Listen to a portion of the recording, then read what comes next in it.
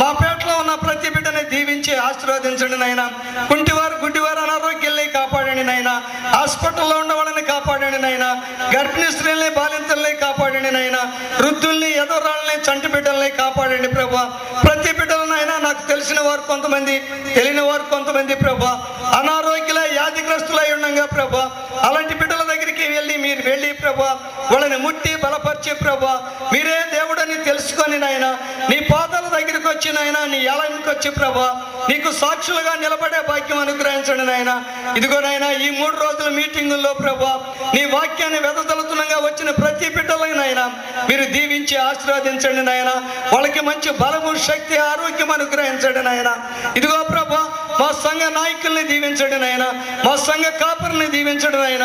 మా సంఘంలో పరిచయం చేస్తున్న ప్రతి బిడ్డని నాయన పేరును ఆశీర్వదించి దీవించమని ఈ కొద్ది విన్నపములనైనా యేసయ్య పరిశుద్ధ నామములోనైనా బతిమలాడి వేడుకొనుచున్నాను తండ్రి.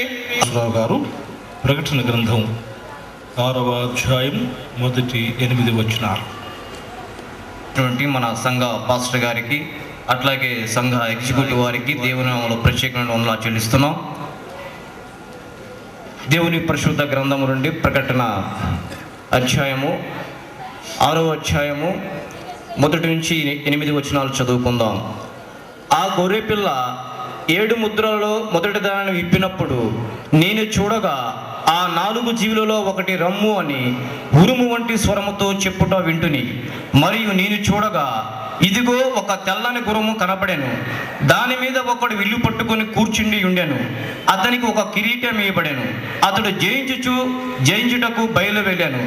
ఆయన 2వ ముద్రను విప్పినప్పుడు రమ్ము అని 2వ జీవి చెప్పుట వింటిని. అప్పుడు ఎర్రనిదైన వేరొక గుర్రము బయలు వెళ్ళాను. మనుషులు ఒకని ఒక్కడు చంపుకున్నట్లు ఈ భూలోకములో సమాధానము లేకుండా చేయుటకు ఈ గుర్రం మీద కూర్చున్న వానికి అధికారం ఇవ్వబడెను. మరియు అతనికి ఒక పెద్ద ఖడ్గం ఇవ్వబడెను. ఆయన 3వ ముద్రను ఇప్పినప్పుడు రమ్ము అని 3వ జీవి చెప్పుట వింటిని. నేను చూడగా ఇదిగో ఒక నల్లని గుర్రము కనపడెను. దాని మీద ఒకడు త్రాసు చేత పట్టుకుని కూర్చుండి ఉండెను. మరియు దేనారమునకు 1 సేరు గోధుమలనియు దేనారమునకు 3 సేర్ల యావలనియు నూనెను ద్రాక్షారసమును పాడు చేయవద్దనియు ఆ 4 జీవుల మధ్య ఒక స్వరము పలికినట్లు నాకు వినపడెను. ఆయన 4వ ముద్రను విప్పినప్పుడు రమ్ము అని 4వ జీవి చెప్పుట వింటిని. అప్పుడు నేను చూడగా ఇదిగో పాండుర వర్ణము గల ఒక గుర్రము కనపడెను. దాని మీద కూర్చున్న వారి పేరు మృత్యువు. పాతాళ లోకము వారిని వెంబడించెను. ఖడ్గము వలనను, కరువు వలనను, మరణము వలనను, భూమిలో నుండి క్రూర మృగం వలనను, భూ నివాసులను చంపుటకు భూమి యొక్క 4వ భాగము పైన అధికారము వానికి ఇవ్వబడెను. దేవుని తన పరిశుద్ధ వాక్యం దీవించునుగా.